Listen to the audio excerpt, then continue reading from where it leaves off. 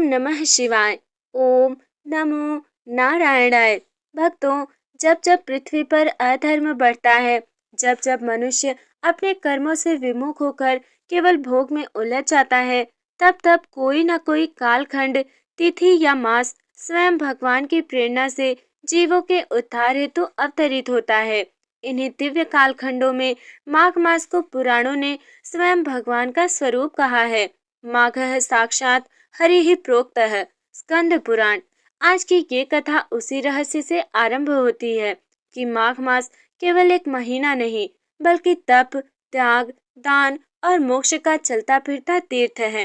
भक्तों, सतयुग के अंतिम चरण में जब पृथ्वी पर यज्ञ, तप और वेदों का तेज मंद पड़ने लगा, तब देवताओं के मुख पर चिंता की रेखाएं उभर आईं। देवर्षि नारद लोक लोकांतर भ्रमण करते रहे, देख रहे थे कि ब्राह्मण यज्ञ से दूर हो रहे हैं, गृहस्थ केवल धन संग्रह में लगे हैं, स्त्रियां व्रत भूलने लगी हैं और मनुष्य दान को बोझ समझने लगा है। नारद जी सीधे ब्रह्मलोक पहुँचे। नारद जी बोले, प्रभो, यदि यही स्थिति बनी रही तो कलयुग आने से पहले ही धर्म की जड़ें सूख जाएंगी। ऐसा कोई सरल मार्ग बताइए जो गृहस्थ, स्त्री, वृद्ध, निर्धन सभी के लिए संभव हो। ब्रह्मा जी मौन रहे। तभी भगवान विष्णु मंद मुस्कान के साथ बोले, नारद, जब मनुष्य कठिन तप नहीं कर सकता, तब काल स्वयं तप का रूप धारण करता है। भगवान विष्णु ने अपनी करुणा से एक दिव्य प्रकाश उत्पन्न किया। वो प्रकाश धीरे धीरे एक तेजस्वी, शांत, सौम्य पुरुष के रूप में परिवर्तित हुआ। उसके मस्तक पर सूर्य का तेज, हृदय में गंगा की शीतलता और चरणों में प्रयाग का पुण्य था। भगवान बोले, हे माघ, तुम पृथ्वी पर जाकर स्नान, दान, जप और संयम के द्वारा जीवों को मोक्ष का द्वार दिखाओ। वो दिव्य सत्ता बोली, प्रभु, मैं केवल उन्हीं के लिए फल दूंगा जो श्रद्धा से मेरा आदर करेंगे। जैसे ही माघ मास पृथ्वी पर आया, नदियां अधिक पवित्र हो गई, जल में औषधीय गुण बढ़ गए, प्रातः काल में अद्भुत शांति फैल गई, साधुओं के हृदय में वैराग्य जाग उठा। गंगा, यमुना, सरस्वती ने स्वयं कहा, इस मास में जो हमें स्पर्श करेगा वो पापों से मुक्त होगा। भक्तों, उसी समय गंगा तट के पास एक छोटा सा गांव था, जहां रहता था एक अत्यंत निर्धन किंतु धर्मनिष्ठ गृहस्थ धर्मदत्त। उसके पास न धन था, न संतान, न बड़ा घर, पर था तो केवल श्रद्धा और सत्य का दीपक। यहीं से अध्याय 3 की प्रथम महान दिव्य कथा प्रारंभ होती है। भक्तों, जब धन नहीं था, जब संसाधन नहीं थे, तब केवल माघ मास ही था जिसने एक गृहस्थ के जीवन को अमर कथा बना दिया। गंगा तट से कुछ दूरी पर बसा वो छोटा सा गांव, जहां कच्चे घरों की कतार थी, वहीं नदी के किनारे एक झोपड़ी में रहता था धर्मदत्त। नाम के अनुरूप ही उसका जीवन था, धर्म से जुड़ा हुआ, सत्य से बंधा हुआ। परंतु घर में अन्न का अभाव, वस्त्र पुराने, पत्नी रोगग्रस्त, संतान नहीं थी। गांव के लोग उसे दया की दृष्टि से देखते थे। कोई कहता, इतना धर्म किस काम का, जब पेट ही ना भरे। पर धर्मदत्त मुस्कुरा कर कहता, धर्म ही तो है जो भूख में भी मन को रोने नहीं देता। माघ मास का पहला दिन था। भोर का समय, गंगा तट पर कोहरा फैला हुआ था। सूर्य अभी अभी उदय होने वाला था। धर्मदत्त ने अपनी पत्नी से कहा कि आज माघ मास का प्रथम स्नान है, चाहे कुछ भी हो जाए, मैं गंगा स्नान अवश्य करूंगा।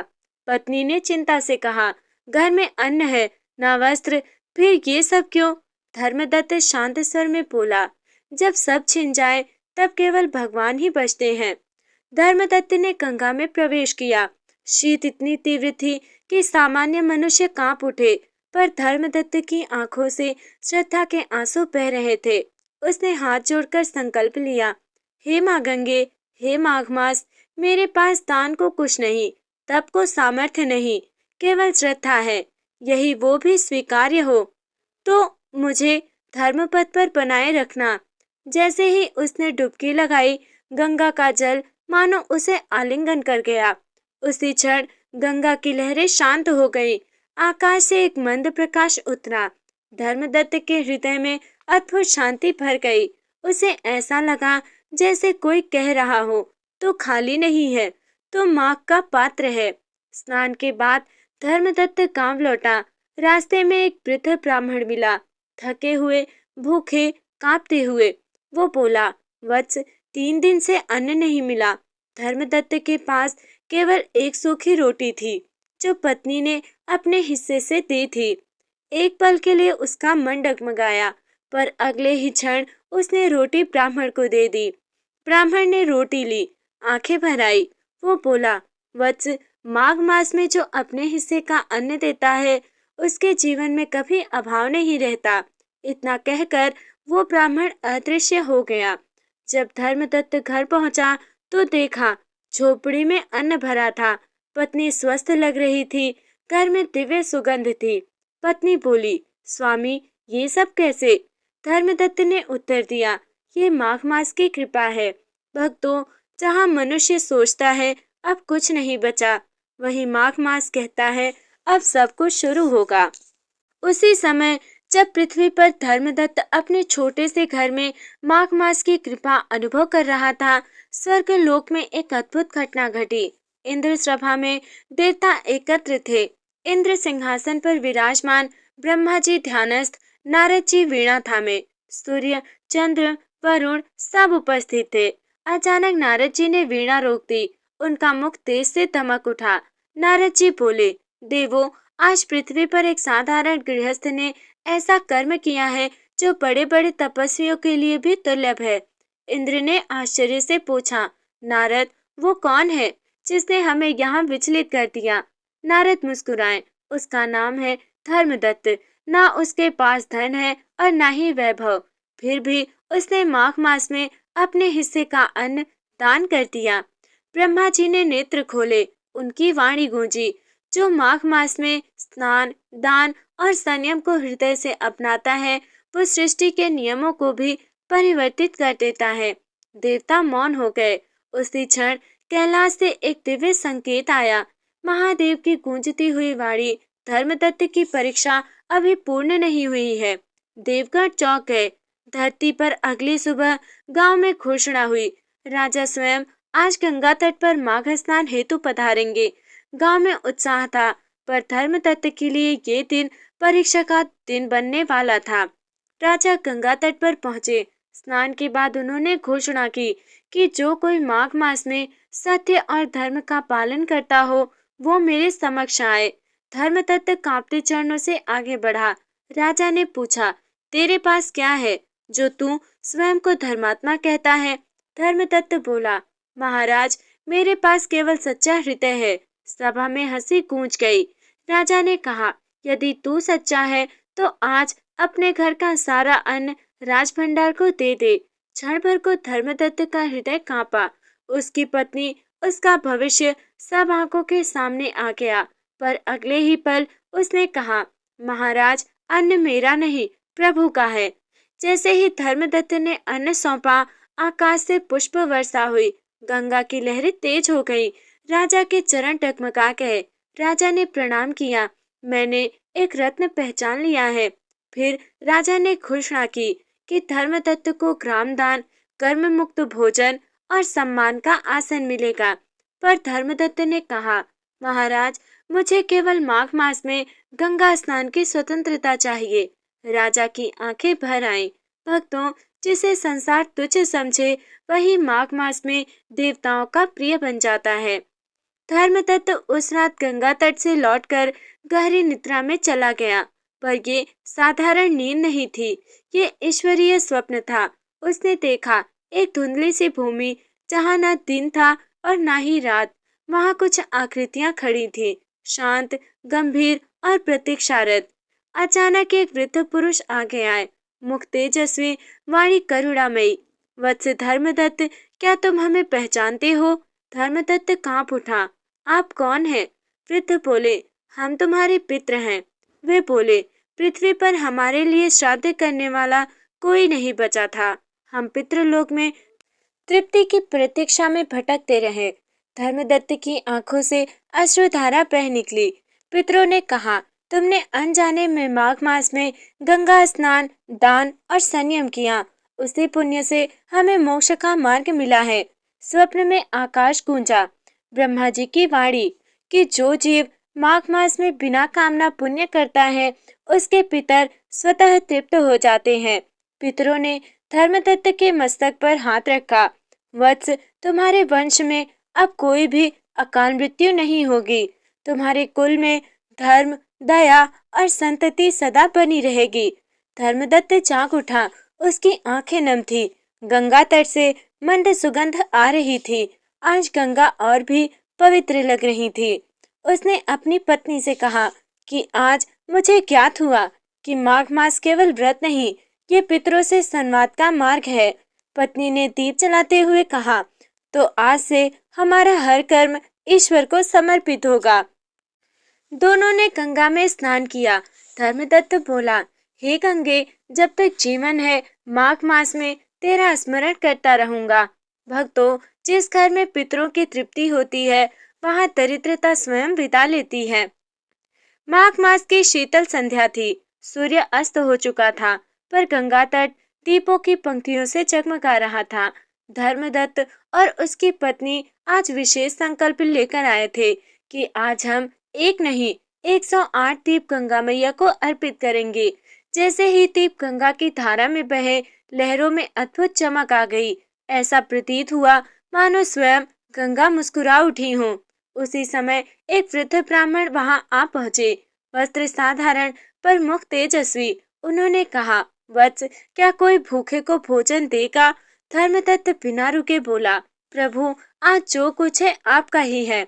उसकी पत्नी तुरंत पत्तल लेकर आई, गरम खिचड़ी, थोड़ा गुड़ और गंगाजल। ब्राह्मण ने भोजन किया, फिर आंखें बंद कर मंत्र उच्चारण किया। यह माघे दीपदानम च अन्नदानम करोति च सदरिद्रता मुक्त है स्यायत नात्र संशय। भक्तों, जो माघ मास में दीपदान और अन्नदान करता है, वो दरिद्रता से मुक्त होता है। अचानक तेज प्रकाश फैला। वृद्ध ब्राह्मण का रूप बदल गया। सामने भगवान विष्णु अपने दिव्य स्वरूप में खड़े थे। धर्मदत्त धरती पर गिर पड़ा। प्रभु, मैंने तो कुछ नहीं किया, सब आपकी कृपा है। भगवान बोले, वत्स, तुमने बिना लोभ माघ मास का पालन किया। आज से तुम्हारे जीवन में अभाव नहीं रहेगा। तुम्हारा नाम धर्म के साथ युगों तक स्मरण किया जाएगा। कुछ ही दिनों में घर में अन्न भंडार भर गया। रोग दूर हो गए, सम्मान बढ़ा, संतान सुख प्राप्त हुआ। पर धर्मदत्त विनम्र ही रहा। भक्तों, माघ मास चमत्कार नहीं, चरित्र बदलता है। जिस दीप में अहंकार का तेल नहीं, वही दीप ईश्वर तक पहुंचता है। बहुत समय पहले उत्तर भारत में एक प्रतापी राजा राज्य करता था। नाम था राजा सुकेतु। उसका वैभव अपार था, पर मन में अहंकार भी उतना ही गहरा।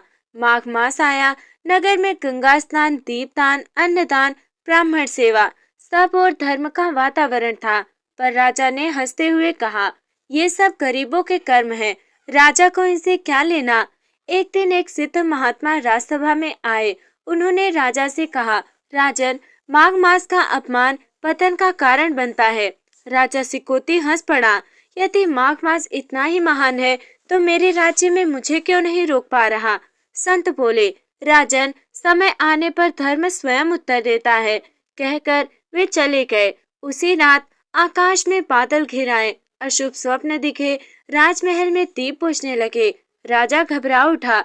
राजा ने स्वप्न में देखा, वो एक सूने वन में भटक रहा है। उसके मुकुट पैरों में पड़े हैं और दूर से एक वाणी गूंजती है, जिसने माघ मास का अपमान किया, उसने स्वयं लक्ष्मी को ठुकराया है। कुछ ही दिनों में कोषागार खाली होने लगा। सेना में विद्रोह, रोग फैलने लगे। राजा का अहंकार चूर हो गया। राजा नंगे पांव गंगा तट पहुंचा। वहीं उसी संत को पाया। राजा बोला, महाराज, अज्ञान में अपराध हो गया, मुझे माघ मास का वास्तविक मार्ग दिखाइए। संत बोले, राजन, माघ मास झुकना सिखाता है। कल प्रातः गंगा स्नान, दीपदान और अन्नदान करना। अगली सुबह राजा ने गंगा स्नान किया, कंबल दान किया, भूखे को भोजन कराया। उसकी आंखों में आंसू थे। माघ मास धन नहीं, दया देखता है। भक्तों, जब अहंकार गंगा की धारा में बह जाता है, तभी भक्ति का जन्म होता है। माघ मास की शीतल प्रभात बेला गंगा तट पर धुंध छाई हुई थी। दीपों की पंक्तियां जल रही थी और हरी हरी का मधुर नाद वातावरण को पवित्र कर रहा था। राजा सुकेतु अब वैभवहीन था, पर उसका मन पहली बार निष्कपट था। उसने रेशमी वस्त्र त्यागे, साधारण धोती पहनी, नंगे पांव गंगा में प्रवेश किया। जैसे ही राजा ने गंगा में डुबकी लगाई, उसका शरीर कांप उठा, पर उसी क्षण मन में अद्भुत शांति उतर आई। राजा ने हाथ जोड़कर कहा, माँ गंगे, मेरे अहंकार को बहा ले जाओ। राजा ने अपने हाथों से सैकड़ों दीप गंगा में प्रवाहित किए, हर दीप के साथ एक प्रार्थना की कि हे नारायण, अज्ञान का अंधकार दूर कर दो। गंगा तट पर भूखे, अनाथ, वृद्ध और साधु एकत्र थे। राजा स्वयं भोजन परोसता रहा, चरण छूकर क्षमा मांगता रहा। उसकी आंखों से अश्रुधारा निरंतर बहती रही। अचानक एक अंधा वृद्ध राजा के पास आया। राजा ने उसे भोजन कराया और चरण छुए, और उसी क्षण वृद्ध ने कहा, वत्स, मुझे दिखाई देने लगा। भीड़ स्तब्ध रह गई। उसी समय वही सिद्ध संत प्रकट हुए। संत बोले, राजन, ये माघ मास का प्रथम वरदान है। जब दान अहंकार रहित होता है, तब चमत्कार स्वतः घटित होता है। संत ने कहा, माघ मास में किया गया एक दीपदान सहस्त्र यज्ञों के समान फल देता है, और जो राजा स्वयं सेवक बन जाए, वही सच्चा राजा होता है। राजा सुकेतु ने उसी क्षण प्रतिज्ञा ली, राज्य लौटकर धर्म का शासन करेगा। माघ मास में कभी विलास नहीं करेगा। हर वर्ष माघ मेला आयोजित करेगा। आकाश से हल्की पुष्प वर्षा हुई। गंगा की लहरें और भी शांत हो गई और संत मुस्कुराए। भक्तों, जब राजा सेवक बन जाए, तभी राज्य वैकुंठ बन जाता है। गंगा स्नान, दान और तप के पश्चात राजा सुकेतु अब पहले जैसे नहीं रहे। उनके चरण हल्के थे, हृदय नम्र था और नेत्रों में करुणा की ज्योति थी। सिद्ध संत ने आशीर्वाद देते हुए कहा, राजन, अब तुम्हारी परीक्षा गंगा तट पर नहीं, तुम्हारे राज्य में होगी। राजा ने हाथी, रथ और वैभव त्याग दिया। वे साधारण पैदल ही राज्य की ओर चले। मार्ग में किसानों के खेत, चरवाहों की झोपड़ियां, विधवाओं के आंसू, सब उन्हें निकट से देखे। राजधानी पहुंचे तो दृश्य हृदय विदारक था। प्रजा भयभीत थी, न्याय बिक रहा था, कर अत्यधिक थे, ब्राह्मण और साधु अपमानित थे। राजा का हृदय कांप उठा। राजा ने राजसभा बुलवाई। सिंहासन के सामने खड़े होकर उन्होंने कहा कि आज से मैं राजा नहीं, आपका सेवक हूँ। सभा में सन्नाटा छा गया। राजा ने 3 घोषणाएं की कि माघ मास में कर माफ, अन्नदान अनिवार्य होगा। दूसरा, न्याय व्यवस्था बिना पश्चाताप, गरीब को प्राथमिकता दिया जाएगा। तीसरा, साधु ब्राह्मण सम्मान किया जाएगा। आश्रम निर्माण और नियमित सेवा होगी। उसी रात्रि राजधानी पर भयानक संकट आने वाला था। विदेशी आक्रमणकारी सीमा पर पहुंच चुके थे, पर माघ मास की अद्भुत लीला, रात्रि में घना कोहरा छाया, मार्ग भटक गए, अस्त्र निष्क्रिय हो गए, आक्रमणी डर कर भाग खड़े हुए। प्रातः राज्य सुरक्षित था। प्रजा ने ये किसी सेना का नहीं, माघ मास का चमत्कार है। राजा ने हजारों दीप गंगा के नाम जलाए, हर घर में दीपदान शुरू कराया। उन्होंने कहा कि ये राज्य मेरी शक्ति से नहीं, धर्म से सुरक्षित है। संध्या बेला में सिद्ध संत प्रकट हुए। संत बोले, राजन, माघ मास में जो धर्म की रक्षा करता है, उसकी रक्षा स्वयं नारायण करते हैं। भक्तों, जहाँ धर्म सिंहासन पर बैठता है, वहाँ संकट द्वार तक भी नहीं आता। संध्या आरती के समय पूरे राज्य में घंटियों की ध्वनि गूंज रही थी। दीपों की पंक्तियां ऐसी प्रतीत हो रही थीं, मानो तारे धरती पर उतर आए हों। उसी समय राजधानी के द्वार पर एक विचित्र आगंतुक आया। वो विद्वान, अत्यंत ज्ञानी, शास्त्रों का पंडित, परंतु अहंकार से भरा था। उसने घोषणा की, मैंने वेद, उपनिषद, सभी शास्त्र पढ़ लिए हैं। माघ मास को इतना महान बताना केवल अंधविश्वास है। सभा में सन्नाटा छा गया। राजा सुकेतु सिंहासन से उतरे और बोले, महाज्ञानी, यहाँ कोई विवाद नहीं, आप अपनी बात शांति से रखें। विद्वान बोला, यदि माघ मास सच में इतना पवित्र है तो इसका प्रमाण दीजिए। सभा में उथल पुथल मच गई। वहीं उपस्थित सिद्ध संत मौन रहे। उन्होंने केवल नेत्र बंद किए।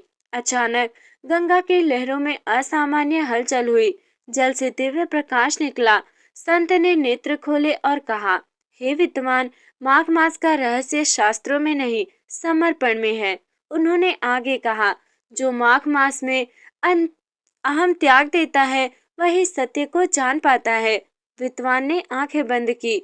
उसे अपने ही जीवन के पाप और गर्व दिखने लगे। वो कांप उठा। विद्वान, राजा और संत के चरणों में गिर पड़ा। मुझे क्षमा करें, ज्ञान तो था पर भक्ति नहीं थी। संत बोले, आज तुम्हारा पुनर्जन्म हुआ है। विद्वान ने माघ स्नान का संकल्प लिया और सेवा में लग गया। भक्तों, जहाँ अहंकार गिरता है वहीं से ईश्वर का मार्ग खुलता है। माघ मास की वह अंतिम प्रातः आकाश में हल्की लालिमा थी। गंगा के तट पर हजारों दीप जल रहे थे। ऐसा प्रतीत हो रहा था मानो देवता स्वयं धरती पर उतर आए हों। राजा सुकेतु नदी के तट पर खड़े होकर बोले, आज मैं राजधर्म नहीं, आत्मधर्म निभाऊंगा। उन्होंने राजपाट त्याग कर साधारण वस्त्र धारण किए। संत बोले कि माघ मास में किया गया एक स्नान सहस्त्र यज्ञों के तुल्य होता है। राजा ने गंगा में प्रवेश किया। जल जैसे ही मस्तक से स्पर्श हुआ, उनके नेत्रों से अश्रुधारा बह निकली। अचानक गंगा के मध्य से दिव्य प्रकाश प्रकट हुआ। उस प्रकाश में भगवान विष्णु शंख चक्र गदा पद्म सहित प्रकट हुए। फिर, हे सुकेतु, तुमने माघ मास में अहम, लोभ और मोह तीनों का त्याग किया है।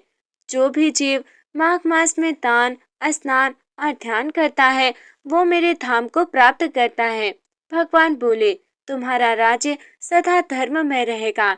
तुम्हारे नाम से माघ मास की ये कथा लोक लोक में गाई जाएगी। राजा ने प्रणाम किया और कहा, प्रभु, मुझे कुछ नहीं चाहिए, केवल आपकी भक्ति चाहिए। भगवान मुस्कुराए। राजा का देह त्याग वही हो गया। आकाश से पुष्प वर्षा हुई। दिव्य विमान उतरा। राजा सुकेतु वैकुंठ धाम को प्रस्थान कर गए। फिर संत ने कहा, जो भी माघ मास में ये कथा सुनता है उसका जीवन पवित्र हो जाता है। दरिद्रता दूर होती है, रोग नष्ट होते हैं और अंत में मोक्ष की प्राप्ति होती है। भक्तों, माघ मास केवल एक महीना नहीं, ये आत्मा का शुद्धिकरण है। तो प्रिय भक्तों, आज हमने माघ मास की इस दिव्य कथा के माध्यम से ये जाना कि माघ केवल एक महीना नहीं बल्कि आत्मा के शुद्धिकरण का महापर्व है। जो भी मनुष्य माघ मास में गंगा स्नान करता है, दान पुण्य करता है, भगवान विष्णु और नारायण का स्मरण करता है, उसके जीवन के सभी दुख धीरे धीरे समाप्त होने लगते हैं। माघ में किया गया एक दीपदान, एक नाम स्मरण, एक कथा श्रवण हजारों यज्ञों के समान फल देता है। भक्तों, यदि इस कथा से आपके मन को शांति मिली हो, हृदय में भक्ति जगी हो, तो समझिए भगवान विष्णु की कृपा आप पर बरस रही है। कथा सुनने सुनाने का फल कभी व्यर्थ नहीं जाता। ये जन्म जन्मांतर के पापों को हल लेता है। इसी श्रद्धा के साथ माघ मास की ये कथा यहीं पूर्ण होती है। कथा के अंत में इतना ही निवेदन है, हरि का नाम लेते रहिए, गंगा मैया में आस्था रखिए और धर्म के मार्ग पर चलते रहिए। जय श्री हरि, जय गंगा मैया। अगले अध्याय की दिव्य कथा के साथ शीघ्र मिलेंगे। राधे राधे।